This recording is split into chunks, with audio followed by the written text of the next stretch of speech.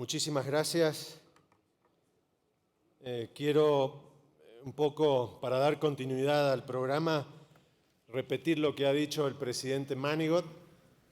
Una de las preocupaciones de la CIP y de lo que ha estado conversando en este último año es justamente abriendo unas puertas de entendimiento con Google y otros agregadores de noticias, agregadores de contenido, perdón, como también hemos conversado con Facebook en CIP Connect en junio y en Punta Cana en marzo.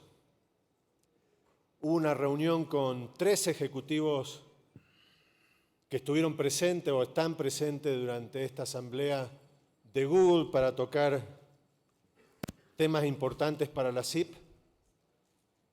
Y hubo un acuerdo con el proyecto SHIELD, que ya se nombró, el proyecto Escudo, que va a trabajarse en conjunto también con otras asociaciones. El diálogo con Google es simplemente sobre este tema del SHIELD y hay una oportunidad de seguir hablando sobre otros temas que realmente preocupan a los editores y a las asociaciones de prensa de todo el continente, también de Europa y de todo el mundo, como es el tema de contenidos, el tema del derecho de propiedad de contenidos. Ese es un diálogo abierto que se está iniciando. Pero queríamos, sobre todo, tener este punto de vista de esta preocupación de los editores mexicanos y por ello Rosana Fuentes Veraín, a cargo del programa, de muchas instancias del programa de esta asamblea, convocó particularmente a quienes ya va a presentar el señor Francisco Santiago, que es el director editorial del grupo El Universal. Así que muchísimas gracias y te dejo a ti encargado.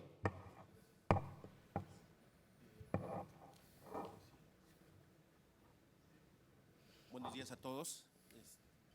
Pasaré a presentar a los... Bueno. Más cerca, ahí. Bueno. Buenos días a todos. Pasaré a presentar a los miembros que nos acompañan hoy. Creo que es un panel de lujo. Comienzo presentando a Javier Tejado Dondé. Él es abogado por el ITAM, maestro en Derecho por la Universidad de Yale, secretario general de la Organización de Telecomunicaciones de Iberoamérica y columnista del Universal. A Carlos Marín, antes que nada, reportero desde 1968, autor del Manual de Periodismo, un manual de amplia difusión que ha servido como guía para formar a generaciones de periodistas, director general editorial del Grupo Milenio y autor de la columna Asalto a la Razón. Luciano Pascoe, director general de Estrategia Editorial del Grupo Salinas. A Mario Tascón, periodista, ha sido director de elmundo.es y elpaís.com, integrante del Consejo Asesor de la Fundación del Español Urgente y maestro de la Fundación Nuevo Periodismo García Márquez, autor de varios libros de ensayo y una novela. Y al final tenemos a Jorge Islas, licenciado en Derecho por la UNAM y maestro en Leyes por la Universidad de Columbia. Representó al Grupo Oaxaca ante el Congreso de la Unión para la redacción de la primera Ley Federal de Transparencia y Acceso a la Información. Fue abogado general de la UNAM de 2004 a 2008. Fue director jurídico de la Cámara Nacional de la Industria de la Radio y la Televisión. Actualmente es editorialista y miembro del Consejo Editorial Consultivo del Universal. Pues bienvenidos a todos. Gracias. Y si me lo permiten, me tomaré unos minutos leyéndoles a partir de un ejercicio, de un ejemplo, de una nota, y intentaré compartir con ustedes de la manera más clara algunas reflexiones que nos hemos planteado dentro del equipo editorial del Universal ante este tema del robo de contenido y libertad de expresión. Cito: fuimos bombardeados como 5 veces, dijo la mexicana Susana Calderón al periódico El Universal en entrevista publicada el 17 de septiembre de 2015. No fue algo fácil de conseguir. Por primera vez un medio de comunicación lograba hablar con una de las víctimas del ataque que el gobierno egipcio realizó contra turistas mexicanos. El problema es que apenas minutos después de emitida la exclusiva, conseguida con un corresponsal en Europa, otros sitios de internet replicaron la información como si fuera suya. No era el error de algún empleado a quien se le olvida dar crédito a la fuente original y poner un enlace hacia esta, lo cual nos ha ocurrido a todos. La práctica de tomar y lucrar con el trabajo de otros es algo que más de un sitio de internet hace de manera sistemática y ahora creo todos los aquí presentes lo hemos padecido. Se venden como portales de noticias, pero en realidad no es así, porque la gran mayoría de sus materiales no provienen de reporteros, fotógrafos, camarógrafos y editores dedicados a buscar, recabar y verificar información. Más bien toman textos, fotografías y videos extraídos sin permiso que son propiedad de otros medios de comunicación, los cuales sí invierten recursos para crear información nueva. En el colmo, estos portales presumen sus grandes números de tráfico y de seguidores que tienen en redes sociales, pese a que son logros sustentados en el robo del contenido original, y esto no es una suposición. Un monitoreo realizado por el Universal de los dos principales sitios que se venden como agregadores de noticias en México encontró que menos de 5% de su oferta informativa proviene de trabajos propios. El resto son materiales tomados de medios de comunicación. Eso no sería problema si los anunciantes desestimaran a esos sitios web a partir de su baja calidad y sus malas prácticas. La realidad es que las páginas de robo siguen existiendo porque son lucrativas. Políticos, gobiernos e incluso algunas empresas comparten el pastel publicitario con esos pequeños medios, reduciendo así las fuentes de ingreso que antes correspondían a los productores del contenido original. A veces esas páginas son incluso dirigidas por periodistas reconocidos, quienes se aprovechan de la reputación que les da su presencia en el medio de comunicación donde trabajan para negociar por su cuenta con anunciantes. Acciones legales individuales de medios de comunicación contra los agregadores y plagiarios de contenidos son desde luego posibles. Sin embargo, no es una tarea sencilla en materia de derechos de autor probar plagio cuando el material publicado por el agregador no es idéntico al copiado, puesto que dentro de sus malas prácticas está la alteración de ese contenido. Además está lo subjetivo del derecho a la información. Quien es acusado de plagio siempre argumenta que las noticias son un bien público. Para el Universal, sin embargo, defender el bien público más bien pasa por proteger la producción de contenido original, por no dejar que el robo de materiales periodísticos derive en el adelgazamiento de las fuentes de ingreso de los pocos medios de comunicación con capacidad de investigar con rigor. Es un tema del cual depende la calidad de nuestra democracia y el libre acceso a la información, porque sin una prensa que pueda sostener el trabajo profesional, tampoco habrá noticias aparte de las que los gobiernos o entidades privadas deseen proporcionar. Es por ello que la manera más efectiva de defender la creación de contenidos originales, consideramos nosotros, es actuando colectivamente. Es lo que están haciendo, por ejemplo, The Wall Street Journal, CNN, Fox News, Financial Times y otros medios de comunicación de Estados Unidos y Europa. Tras una breve guerra legislativa en Europa en contra de Google por rankear a los agregadores de noticias en el mismo nivel que a medios de comunicación profesionales, estos y la empresa de tecnología acordaron buscar un punto medio. En este momento están sentados en una mesa, el Universal también está participando de ella, dentro de la iniciativa llamada Proyecto Confianza, el de Trust Project, la cual busca cambiar el algoritmo que Google emplea para privilegiar de ahora en adelante a los creadores de contenido original por encima de los plagiadores.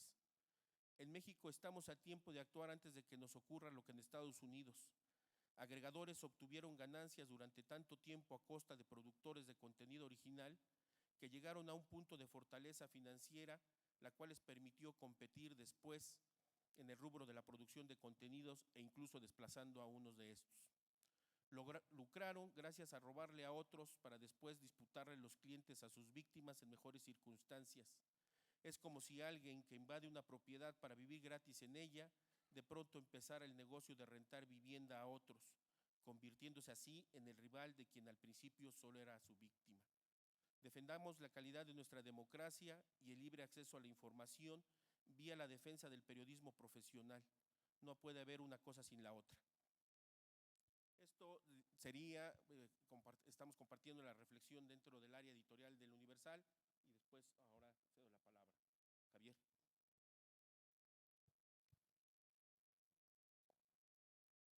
Gracias. Gracias por la invitación al Universal, a la CIP, a todos ustedes. Es un gusto estar esta mañana con ustedes.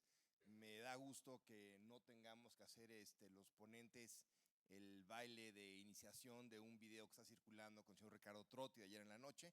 Entonces, menos mal que no nos esperamos eso esta mañana.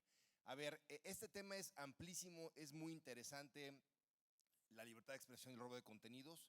Yo lo voy a agarrar un poquito más con el ángulo de la libertad de expresión y después en las preguntas ya entraremos al tema de robo de contenidos, porque a mí me interesó mucho lo que ayer se comentó en este panel por parte del señor Ili Ortiz y del señor Salinas Pliego. Entonces, si quiere, con eso empezamos, porque sí creo que vale la pena darles varias primicias de lo que está pasando en México en este momento, que es una preocupación que tenemos en la OTI. Voy a hablar de 3 breves temas. Voy a hablar de réplica, voy a hablar de debates electorales, entrevistas, notas y luego entrar al tema de redes sociales y robo de contenido. La ley de réplica se aprobó el año pasado en México, en 2013, y después hasta el 2015 en el Senado de la República. Fue una ley aprobada por prácticamente todos los partidos políticos. Se publicó, como pueden ver, en el 2015 y entró en vigor el año pasado a finales, el 4 de diciembre de 2015. ¿Qué es lo que dice la ley de réplica en México? La ley de réplica establece que para cualquier medio de comunicación dar derecho a réplica se tienen que juntar 2 elementos: que se haya publicado o dicho información falsa o inexacta, más que esa información haya causado un agravio al quejoso. Se requieren los 2 elementos, no nada más uno. Es el artículo 3 de la ley de réplica, que señala: toda persona podrá ejercer el derecho a réplica respecto de información inexacta o falsa que emita cualquier sujeto obligado previsto en esta ley y que le cause un agravio. Sujetos obligados en esta ley es radio, televisión, revistas, periódicos, incluso portales electrónicos. Esa es la ley de réplica vigente. Ahora, ayer que hablaban de los partidos políticos y hoy que hablamos de libertad de expresión, déjenme enseñarles qué están proponiendo los partidos políticos. Los partidos políticos básicamente lo que están diciendo, y han interpuesto acciones de inconstitucionalidad ante la Suprema Corte que se van a resolver en los siguientes 15 días, están pidiendo básicamente que la réplica sea sobre cualquier información que les cause agravio y están desapareciendo el tema de que se requiera que haya información falsa o inexacta. De tal forma que ese artículo, no sé si lo pueden ver, están quitando, quedaría, según lo quieran los partidos políticos, los partidos políticos y candidatos podrán ejercer el derecho de réplica respecto de la información que emita cualquier sujeto obligado prevista en la ley y que le cause un agravio.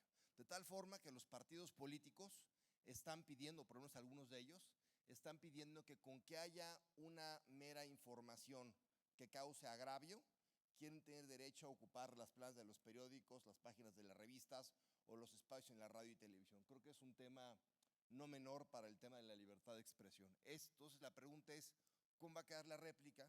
Pero sobre todo, ¿cómo va a quedar la información si partidos políticos y candidatos van a poder ocupar espacios en radio y televisión con meros agravios? Debates. Ayer se habló del tema de los debates, no se pueden hacer debates.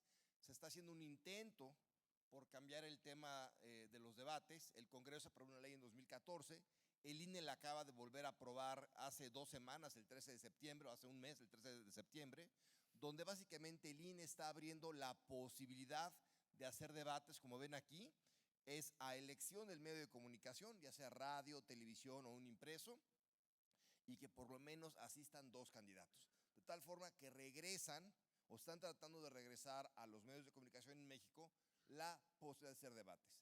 Este tema también está impugnado y se va a resolver en los 15 días porque varios partidos políticos no quieren que haya libertad para hacer debates. Lo que están pidiendo los partidos políticos es que solo el INE pueda hacer los debates y que a los debates tengan que asistir todos los candidatos. En México tienes 9 partidos políticos, más candidatos independientes, de tal forma que hacer un debate entre 9, 10, 11, 12 participantes es complicado. Es otro tema que pongo aquí a su reflexión. El otro tema son las entrevistas.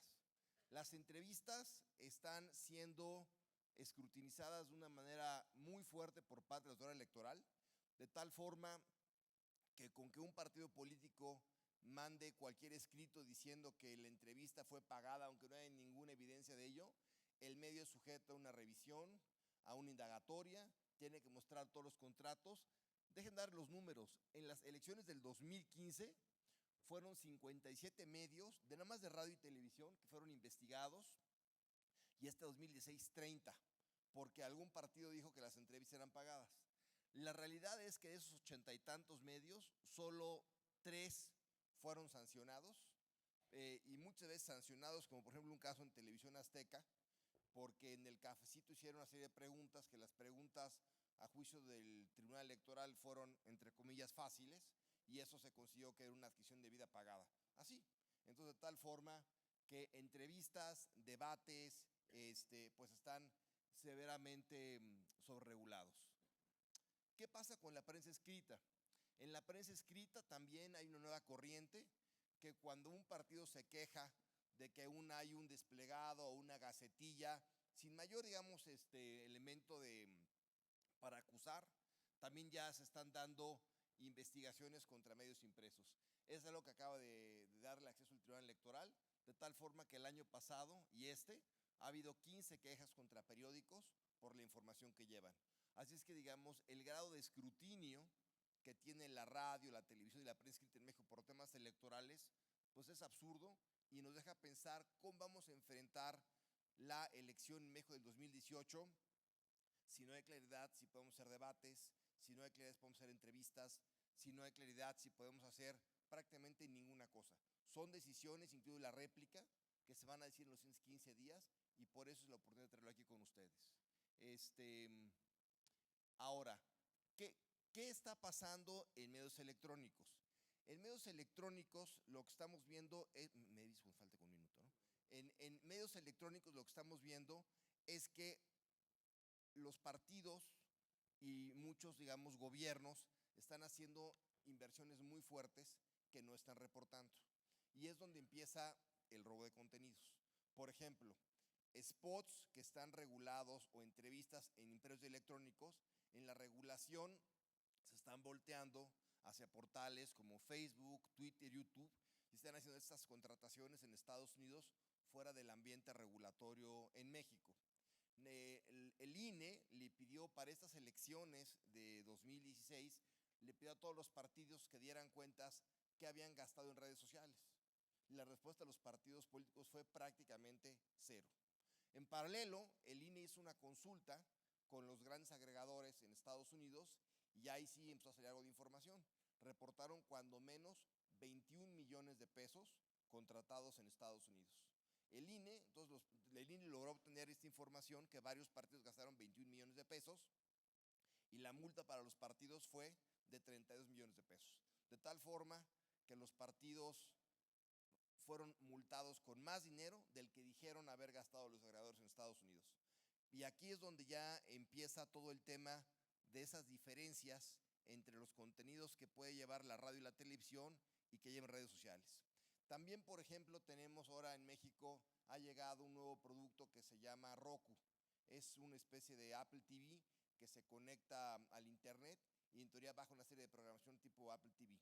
Pero digamos, lo que estamos viendo es que este sistema Roku se conecta a las redes sociales donde vienen todos los spots de los partidos políticos sin regulación alguna, pero además vienen en este sistema Roku por medio de internet toda la programación que viene de Azteca, de Televisa, le cortan los anuncios, de Univisión, de HBO, de muchos programadores sin ningún pago. Entonces aquí también lo que estás viendo es cómo se empiezan a vender una serie de contenidos a través de portales electrónicos y Roku permite o no tiene sus sistemas lo suficientemente blindados para evitar se utilicen con nuevo software para llevar este tipo de información. Yo creo que aquí si quieren vamos dejando porque sé que traen aquí el robo de contenidos más a detalle.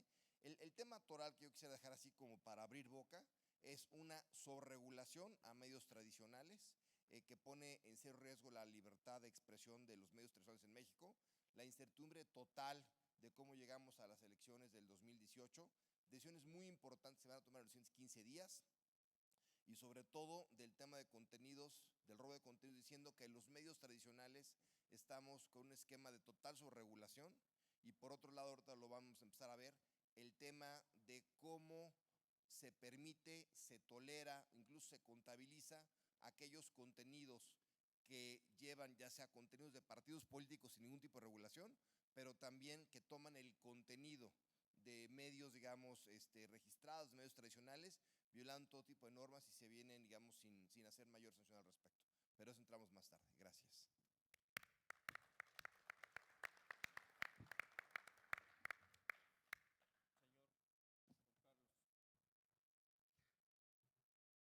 ¿Se oye? Sí.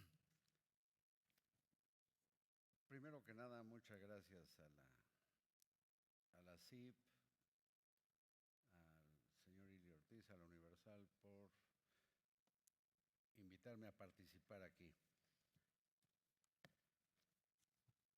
Ojalá no perturbe algunas convicciones que sé que tienen algunos miembros de la Sociedad Interamericana de Prensa, porque yo creo que esto que ya enunció Javier Tejado me lleva a lo que es una convicción personal hace muchos años. Al crimen organizado que está aprovechándose de cualquier forma pues de robo, como se ha dicho aquí, para agandallarse contenidos que no le cuestan. Y esto para mí es crimen organizado. Quiero también apuntar, ojalá para tener un cruce de inquietudes entre todos, quiero apuntar que yo me he sentido, sería profundamente ofendido por la modificación que se hizo en México hace ya más de 6 años para que los periodistas, con o sin comillas, no pisemos la cárcel. Yo quiero que los periodistas que cometen, o los sujetos y sujetas que viven con credencial de periodista y cometen alguna fregadera, cuando menos pasen, aunque sea la noche, en una celda. Algunos creo que merecen condenas penales y me molesta mucho, me ofende, vivo con el agravio de que a los periodistas nos han dado impunidad detrás de la coartada, y recuerden que coartada puede ser cierta o falsa, de que lo que ejercemos es libertad de expresión. Para mí la libertad de expresión no pasa cuando invade la intimidad y debe ser castigada cuando comete para mí el delito de calumnia y que cobardemente se escuda en libertad de expresión. Esa desgracia que, cuando menos a mí me sucedió, la aprobó el Senado y yo se lo protesté en ese tiempo a varios senadores, incluyendo el presidente de la mesa directiva. Le dije que me parecía una marranada que a los periodistas nos dieran impunidad. Nadie se mete con nosotros, cuando menos en México. Tenemos mayor posibilidad de quedar impunes, que los legisladores o los funcionarios de alguna instancia del Estado mexicano que gozan de fuero corren más riesgo ellos de llegar a la cárcel que los supuestos o reales periodistas. Y ya entrando en materia, perdón, voy a procurar abreviar, me llama mucho la atención que, como expuso Javier, se contemplen dos ángulos para que proceda el derecho de réplica. Uno, que la información sea falsa o equivocada, más que constituya un agravio. No, para mí cualquiera de las dos aisladamente debieran obligar al derecho a que los medios publiquen la réplica. ¿Por qué? Porque hay información, imagínense la equivocada, cuando nos diga una autoridad o publiquemos que una autoridad dice algo que no es cierto, pues yo creo que tiene todo el derecho, o un particular tiene todo el derecho a decir, no, pues la cifra que estás dando está equivocada, es tal. ¿Por qué no la podemos asumir como una obligación ética de los medios, darle oportunidad de ejercer el derecho de réplica? El agravio depende. Si implica calumnia, si implica una mentira, pues entonces, por supuesto, derecho de réplica y que el medio o el periodista la pague y le dé derecho de réplica. Si el agravio es por publicar una verdad, pues entonces el supuesto agraviado, pues que vaya al departamento de quejas o haga un agujero en la pared y grite ¡ay, ay, ay! Porque hay información que por sí misma exhibe, digamos, pues al supuesto agraviado, que con suerte solamente está descrito. Pero en fin, el periodismo digital y las nuevas plataformas han multiplicado por números incalculables las vías de difusión de información, inclusive periodística. Y digo inclusive porque en las redes abunda la propalación de materiales de todo tipo, frecuentemente de tan baja calidad que parecen basureros ciberespaciales. Medios nativos digitales, difusores de asuntos periodísticos, tales como Sin embargo, Animal Político, Sopitas, 24 Horas, La Silla Rota o SDP Noticias, entre otros, se han colocado en el gusto de lectores y robado un trozo del pastel de dudosa probidad en la pelea por obtener más clics. No obstante, mucha de la información que publican estos agregadores, quienes más saben de esto me dicen que hasta un 80% proviene de medios bien cimentados que financian una sólida estructura de información con reporteros, editores, jefes de redacción, fotógrafos, camarógrafos, contratos con agencias informativas y de imágenes fijas o de video periodísticas. Es una competencia, desde mi punto de vista, peor que la desleal. Se trata de un robo descarado de información, es decir, hay un delito.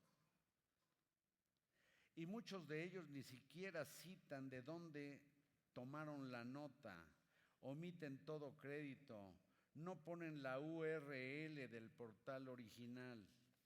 No hay una ley que regule en Internet el robo de datos o los derechos de autor.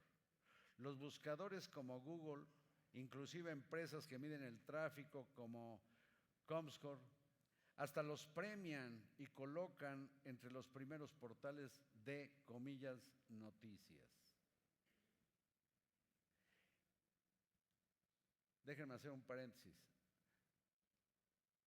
Un estado de la República, se llama Veracruz, tiene, agárrense, 8,000 medios, comillas, periodísticos.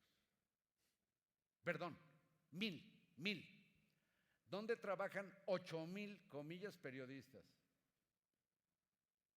Y todavía hay quien chilla, berrea, reclama, gime, porque se le dé protección a los periodistas. ¿Cuánta gente es necesaria para garantizar la vida de una persona? ¿Cuánta cuidó a Colosio? ¿Cuánta cuidó a Kennedy?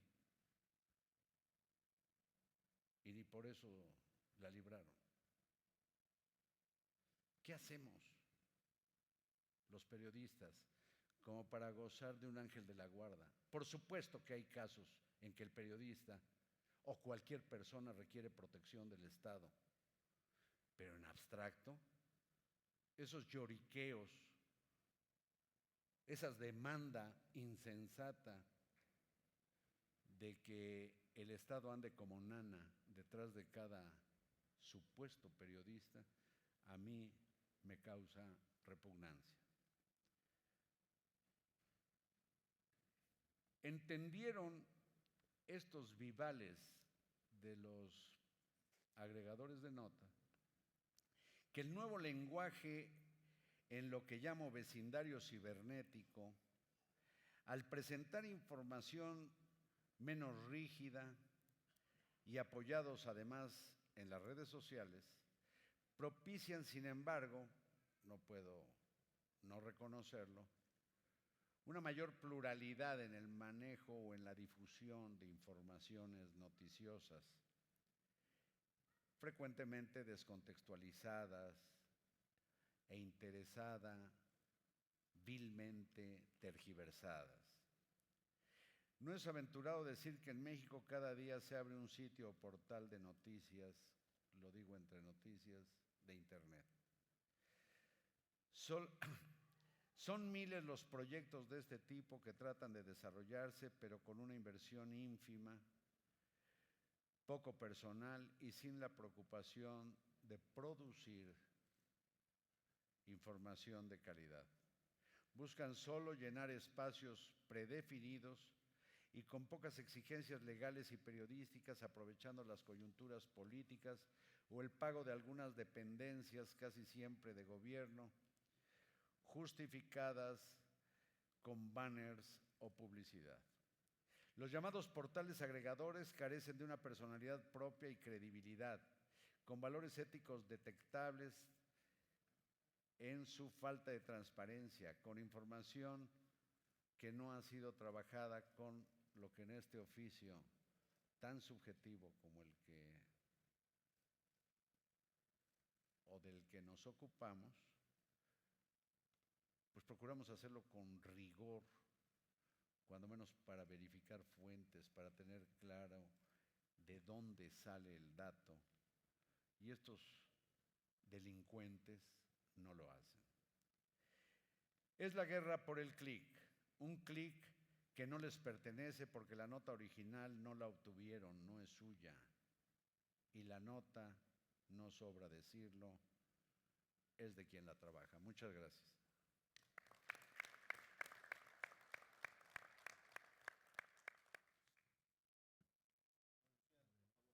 Gracias. Me gustaría arrancar primero con una pequeña reflexión de por qué están en la misma oración, por lo menos desde mi perspectiva, robo de contenido y libertad de expresión dentro de un mismo debate. Y creo que lo que está clarísimo es que, por lo menos en los tiempos recientes, hemos tenido una guerra de baja y a veces no tan baja intensidad entre los que estamos generando contenido, los que estamos generando reportajes, investigaciones, y los que la toman, la distribuyen y la capitalizan. Y ante nuestra reacción y nuestro combate a esa usurpación, a ese robo de nuestros contenidos, la reacción normalmente de estos medios es: estás tratando de mancillar mi libertad de expresión, estás tratando de acallar a mi medio. Y, por lo tanto, se construye un debate medianamente entre sordos, en donde ellos demandan que nosotros no los agredamos y nosotros pedimos que no tomen los contenidos que nosotros estamos generando. Sobra decir que los que pagan la infraestructura los sueldos de los periodistas, generan a los editores, pagan a los camarógrafos, a toda la infraestructura que genera noticias, son los que terminan no pudiendo capitalizarla en ciertas plataformas, porque estos medios la toman y la distribuyen ilegalmente y con ventaja y con alevosía. Tenemos entonces un problema, nosotros en TV Azteca lo vemos con esta claridad y con esta... tenemos un problema que tiene dos efectos. Uno, por supuesto, en los derechos de autor, que están mancillando los derechos de autor, nunca le dan, sin duda al medio no le dan reconocimiento, y mucho menos al reportero o al periodista que generó la información. Siempre, incluso les diría, el más afectado a veces es el propio periodista, porque ese sí desaparece por completo. En el mejor de los casos dirá abajo SDP Noticias, pone fuente Milenio, fuente El Universal, fuente Televisa, fuente TV Azteca, en el mejor de los casos, y el periodista desaparece por completo. Y el segundo asunto, el segundo problema que genera este debate es la monetización, porque lo que ellos están haciendo es aprovechando su plataforma para vender, para capitalizar la información que nosotros estamos generando. Los datos que estaban dando son lapidarios. El 80% de la información que tienen estos portales no la generan ellos, por lo menos. La generamos otros y ellos simplemente la capitalizan y la venden. Nosotros vemos básicamente dos grandes rivales en este asunto. Por un lado, lo digo como televisora, tenemos a todos los portales que capitalizan nuestra señal de manera ilegal y tenemos una pelea permanente, incluso en tribunales y con jueces, para tratar de detener estos portales que aparecen y te dicen 5 minutos antes del juego, en este link puedes ver gratis el partido tal, puedes darle seguimiento a tal evento que está en nuestras plataformas. Y ellos lo que hacen es que además quitan todo tipo de publicidad, todo tipo de branding de nuestros contenidos. Y lo que hacen, suben la transmisión y en lo que uno va, trata de bajar el sitio, etcétera, pues ya terminó el partido. Digo, ya francamente a esas alturas, y en cuanto termine el partido ellos dan de baja el link, el espacio virtual, y uno se queda pues simplemente pues, con un debate en el aire. Estos portales internacionales son realmente una mafia y tienen ya una infraestructura internacional importante. De tal manera que el que me está robando contenido aquí en México y lo está distribuyendo en México está basado en Rusia, vayan ustedes a saber dónde. Y después están los espacios nacionales. Los espacios nacionales que son estos que toman la información, hacen copy-paste, ponen la fuente chiquita abajo y consideran que con eso ya cumplieron con dar crédito, a pesar de que es literalmente un plagio, porque están poniendo la información tal cual. O simplemente semieditan el título y con eso tratan de convencer al público de que ellos hicieron algún tipo de edición o de curaduría. Estos famosos integradores de contenido lo que están haciendo es, por supuesto, afectando la propia labor periodística, porque ellos no tienen bases de reporteros, ellos no construyen información, no tienen, simplemente agregan una lógica de curaduría, pego y distribuyo. Así pues, ellos toman el gol, toman el knockout, toman todas estas cosas que nosotros estamos distribuyendo, las suben inmediatamente y las comercializan. Creemos seriamente que esta es una lucha que tenemos que dar todos los que estamos generando contenido en conjunto.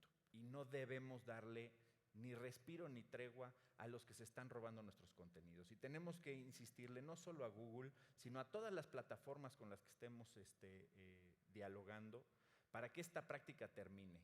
Tenemos que hablar con los anunciantes para detener esta práctica y tenemos que construir un gran frente que nos permita a los medios cuidar el negocio. Porque si el negocio del cual los periodistas vivimos queda mancillado, queda afectado, pues evidentemente nuestra profesión va a estar en riesgo y va a estar en riesgo el futuro y la supervivencia de nuestros medios. Simplemente terminaría diciendo y tomando una reflexión a partir de lo que nos presentaba Javier Tejado alrededor del tema de la libertad de expresión y toda esta discusión que tenemos en México sobre cómo los políticos están tratando de intervenir el debate crítico. Hoy en México, el andamiaje legal y político está diseñado para impedir a toda costa la discusión, la opinión y el debate libre. Por lo menos en los medios electrónicos vivimos asediados. Les pongo un breve ejemplo y con esto terminaría mi intervención. Hace un par de años, en las elecciones intermedias que hubo en México, en TV Azteca hicimos una serie de programas de debate para asegurar que pudiéramos hacer estos debates entre candidatos y no ser requeridos por la autoridad. Teníamos que hacer cosas como esta. Tener al señor que era candidato a diputado local por el Estado de México debatiendo con la señora Marín, que era candidata a presidenta municipal en Nayarit, con el candidato a delegado de la Ciudad de México y poner un tema inocuo, el agua. Y que ellos pudieran, era la única manera, porque si traíamos a personas del mismo estado o que competían por el mismo cargo, el instituto nos obligaba a hacer lo que decía Javier, que es subir a los 12 o 13 o 15 candidatos que estaban en cuestión, y no puedes tener un debate de televisión de media hora pues, con 17 personas o 12 personas. Entonces, el proceso en el que nosotros nos tenemos que ver envueltos para tratar de construir una oferta medianamente interesante y de información para la gente se vuelve, pues, francamente, pues, de un jugueteo y de un juggling de la información. Entonces, el reto ahí está. Creo que tenemos como medios que hacer un gran frente común para impedir este robo, para denunciarlo y para enfrentarlo de manera sistemática. Creo que tenemos que convertirlo esto en un debate transfronterizo y creo además que tenemos que estar muy pendientes de que la regulación no se convierta en un enemigo más de la libertad de expresión. Muchas gracias.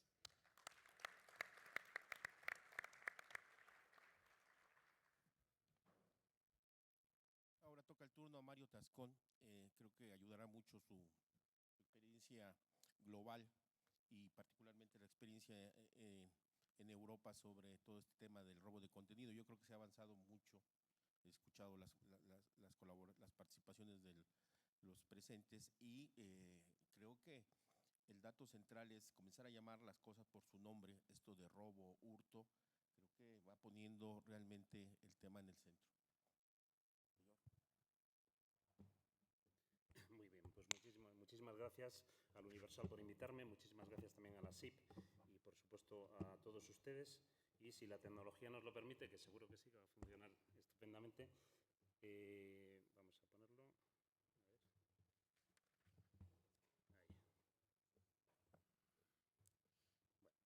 Bueno, pues me gustaría hacer un repaso muy rápido por algunos aspectos que me parecen importantes y sobre todo aquellos que no se hayan comentado todavía. No sé si esto... Tenemos posibilidad.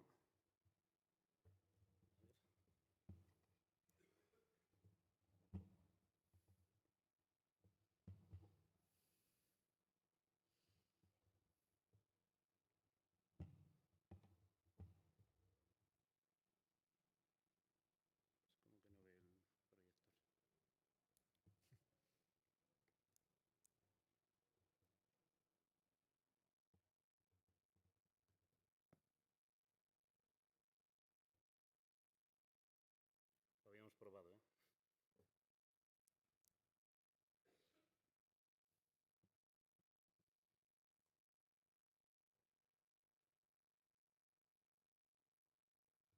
Ahí está, ahí está. Sí, ahora parece que sí.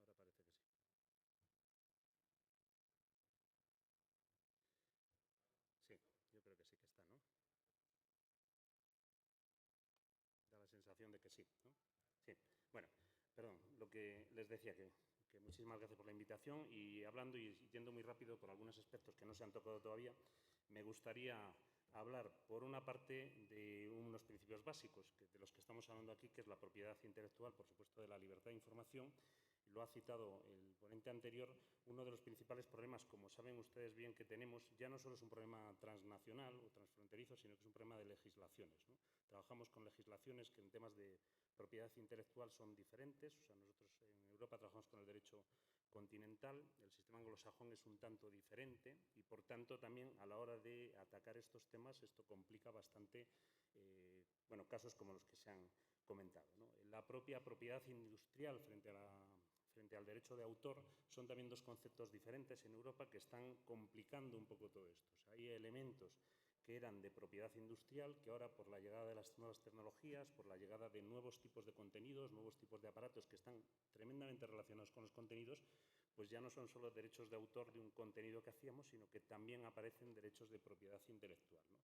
Los derechos que regula la propiedad intelectual, según un criterio económico, son los derechos morales, los derechos patrimoniales y, por otra parte, en base a quién tiene la titularidad, son los derechos de autor o los derechos afines u otros derechos, que conocen ustedes perfectamente. Y aquí, en estos casos, están siendo atacados los dos, ¿no?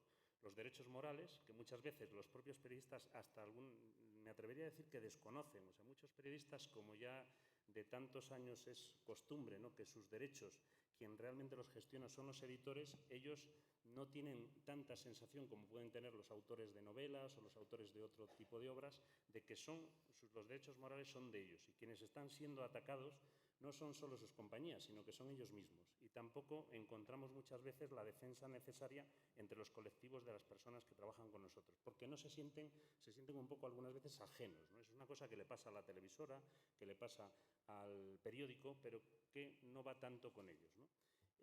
Bueno, los derechos, como saben ustedes, se protegen de muchas maneras. Por un lado, con las distintas licencias que hay.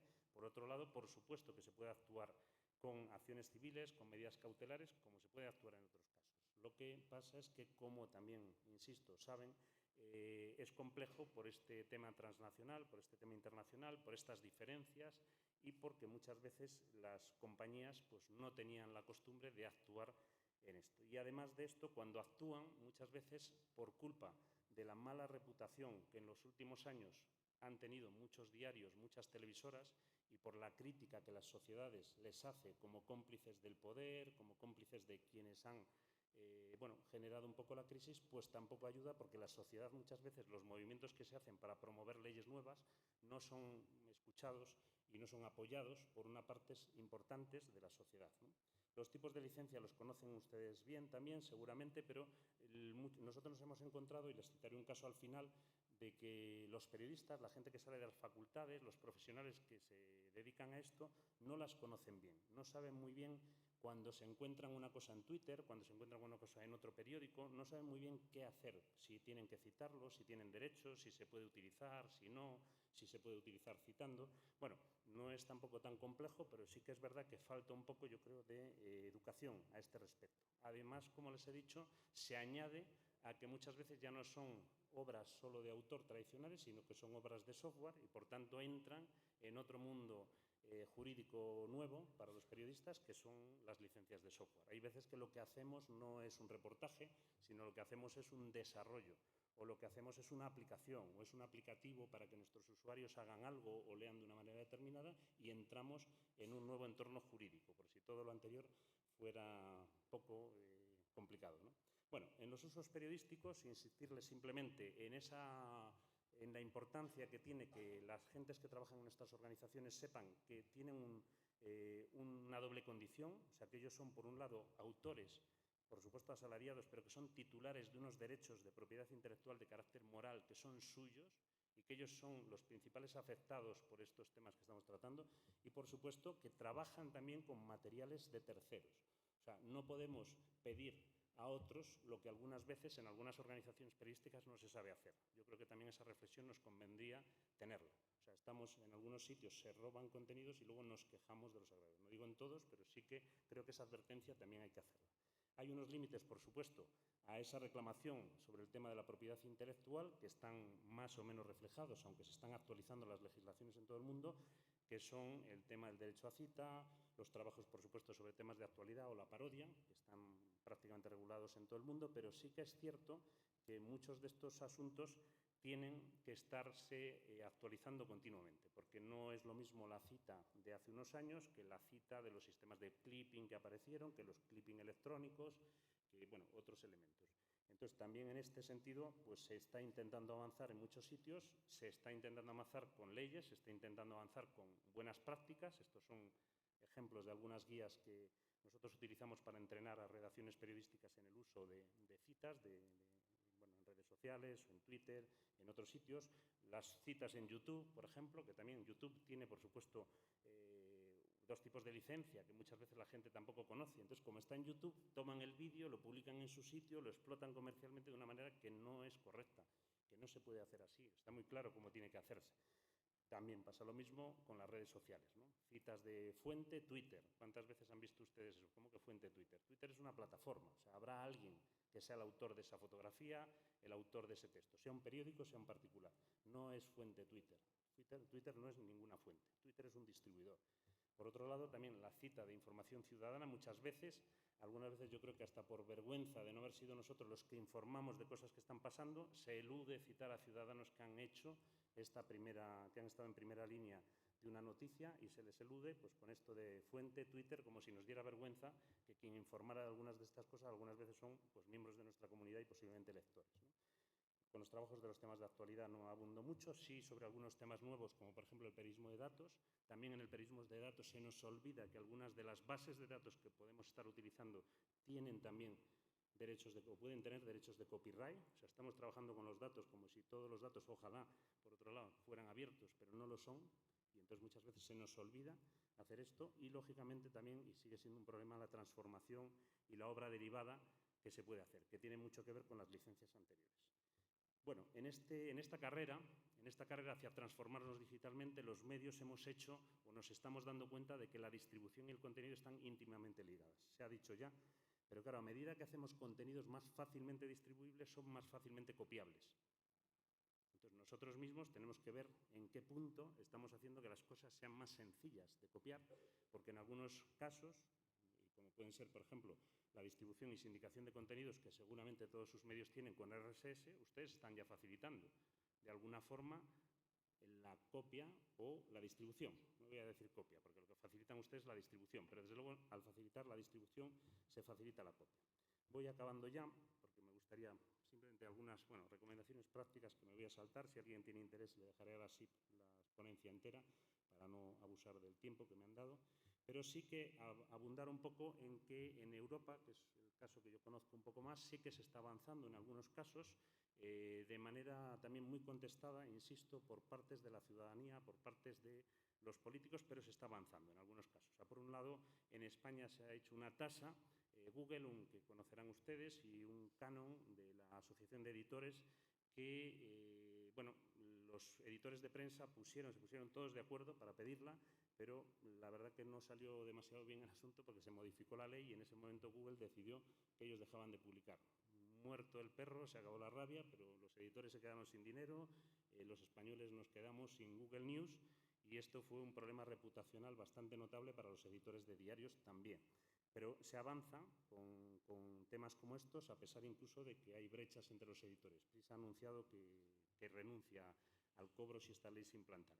En otros países, Alemania tiene una ley que permite también cobrar a los agregadores. En Francia se llegó a un acuerdo multimillonario por el cual Google a los editores, digámoslo así, camuflado como una transición al negocio digital, una ayuda a la transición del negocio digital, pues palió un poquito los problemas económicos mínimamente de los editores franceses y tienen una cierta paz allí. En España y en otros países europeos hay de nuevo unas subvenciones bastante importantes de Google a los editores en este mismo sentido. En Bélgica y en otros sitios también se está avanzando en modificaciones de esta ley. Y acabando ya, me gustaría hablar o simplemente recordar que este es un tema viejo. Siempre me ha gustado mucho un periodista mexicano que firmaba como Jacobo Dale Vuelta, y siempre me gustó mucho, intenté averiguar el origen, y aunque es discutido de su nombre, Dale Vuelta, una de las teorías, que es la que más me gusta a mí, no les digo que sea la verdadera, pero era que puso ese nombre por esta práctica en los periódicos antigua de vamos a darle un poco la vuelta a esto, que ya lo publica la competencia, a ver si lo publicamos mejor, ¿no? Pero había ahí un tema y un reto profesional, ¿no? De no copiar, o sea, de la rabia que nos daba poder hacer las cosas bien, aunque lo hubiera dado la competencia, ¿no? Y el problema no es antiguo. O sea, aquí tienen ustedes un anuncio en portada de un periódico español del año 23, en el que amablemente pedían a los colegas, ¿no?, que cuando reproduzcan sus trabajos, que por favor les citen la procedencia, ¿no? Parece que el problema es antiguo. Pero, como digo, cosas que hay que hacer. Pues nosotros estamos trabajando en concreto con Antena 3, que es una televisora española, en un trabajo que damos formación a periodistas de todos los tipos, de audiovisuales, y acabo con esto ya poniéndoles dos pequeños clips que hicimos para concienciar en este caso al público general de la importancia de los derechos de autor. Y el clip, les voy a poner el primero, que es el primero que se emitió, que fue muy polémico. Este anuncio que van a ver ustedes, muy cortito, cuando se emitió fue muy polémico. Vamos a ver si funciona el sonido, por si acaso, esto sí que tiene... Vamos a ver.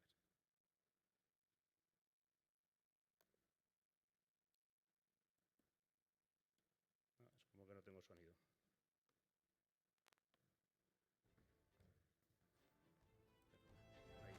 Cada vez que alguien baja Perdón, contenidos lo voy a poner culturales desde el sin pagar. principio si no les importa, es muy corto. Insisto, a ver.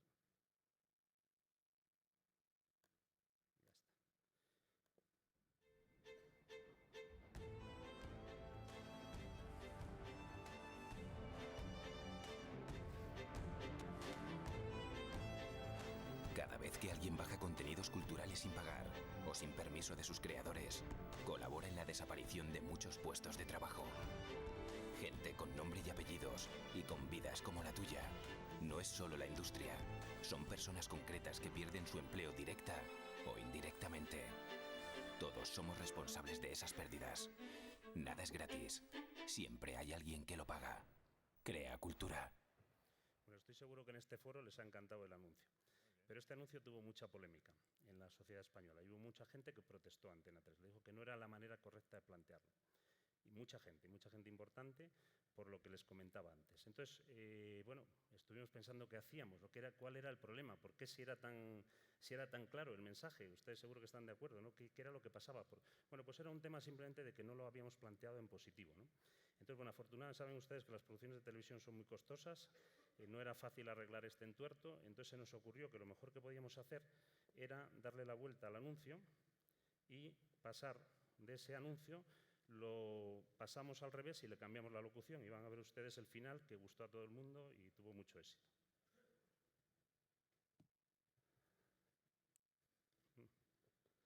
Falta No solo disfrutas del trabajo de técnico. Espera un segundito que lo pongo de nuevo. Cada vez que descargas películas, libros, series o música de forma legal, no solo disfrutas del trabajo de técnicos, autores, intérpretes y muchos otros profesionales. Estás creando empleo y estás ayudando a producir más y mejores obras. Crea cultura. Bueno, este nos quedó mejor. Ya, muchísimas gracias. Don Jorge Islas, por favor.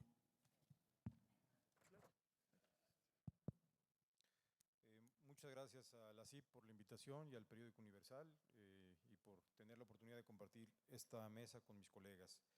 El tema es muy sugerente y muy importante en diversos aspectos e incidencias, y yo diría que uno de ellos, por supuesto, tiene que ver con la democracia, porque la libertad de expresión es uno de los fundamentos esenciales con los cuales podemos generar canales para desatar y eventualmente incidir en la opinión pública que tiene que formar parte de lo que se conoce como democracia deliberativa en el ámbito de los espacios públicos para determinar determinadas consideraciones y al final del día decisiones que el pueblo y la ciudadanía determinan para aspectos fundamentales de nuestros países.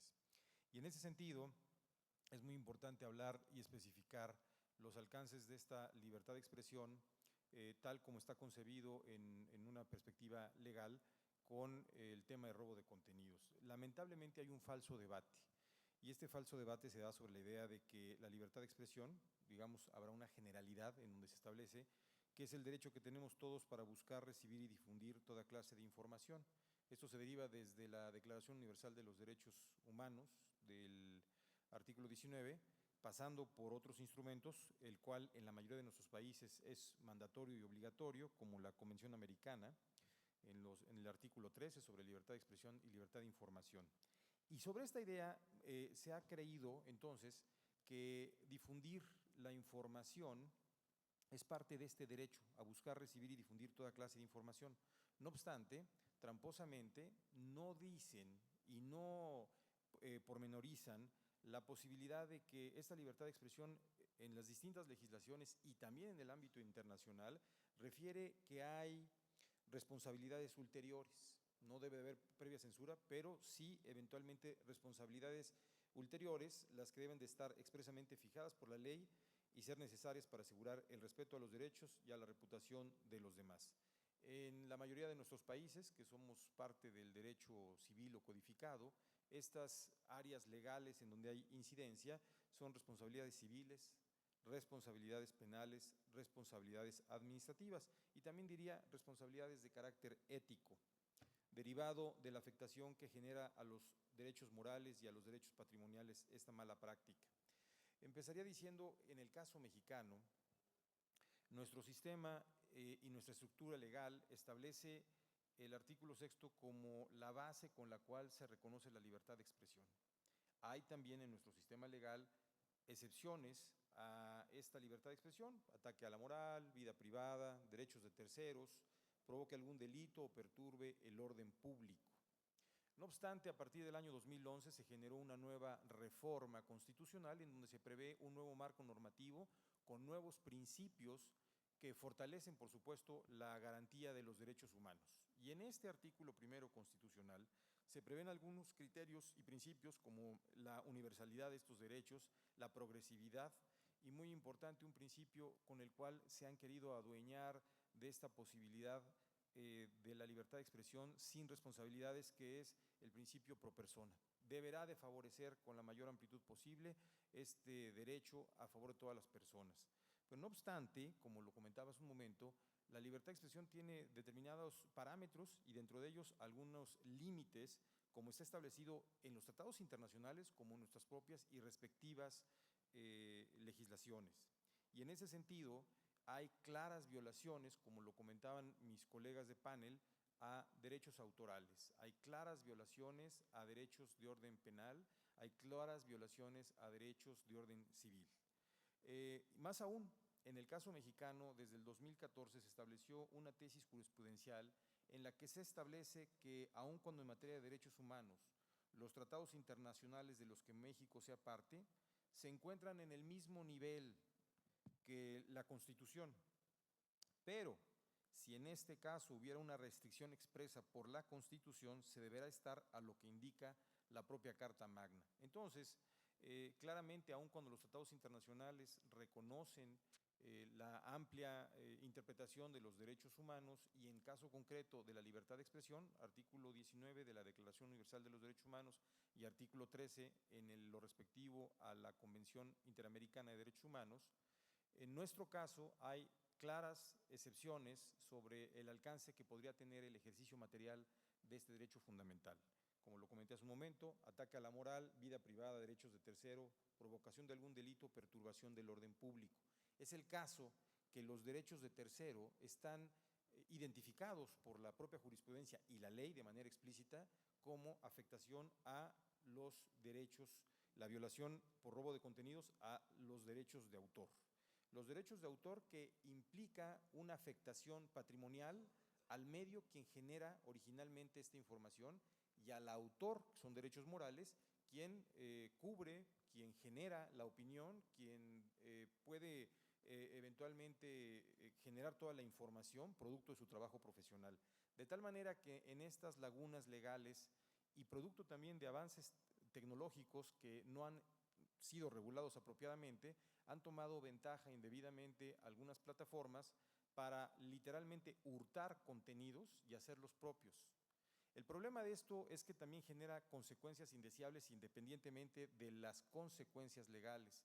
Y me refiero a una que es muy importante para los contenidos de la deliberación pública, los controles sociales.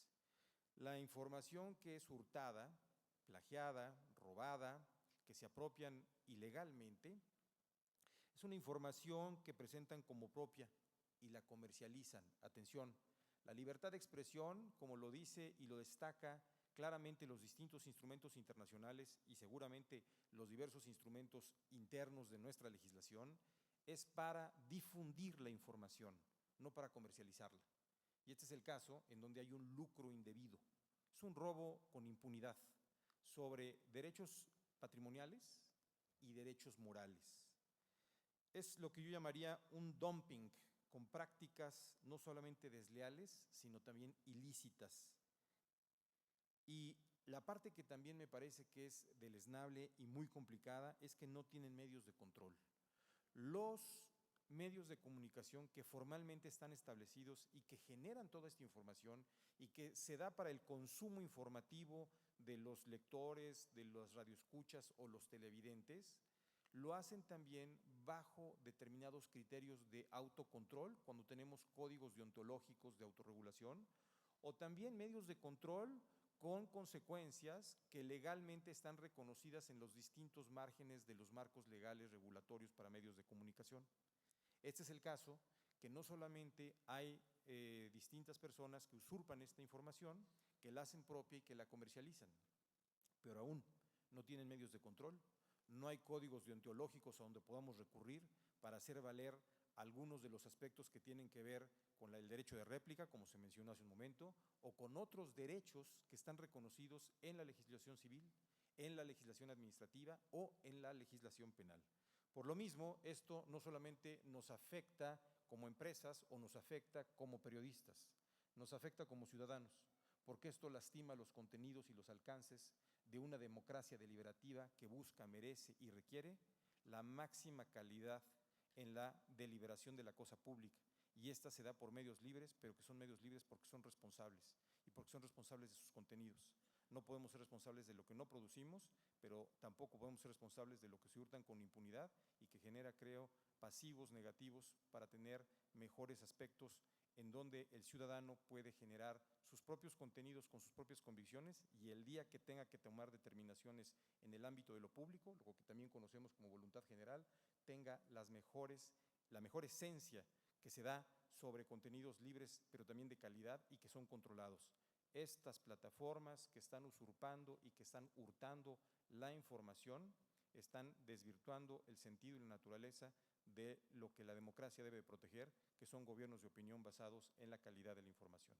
Muchas gracias por su atención.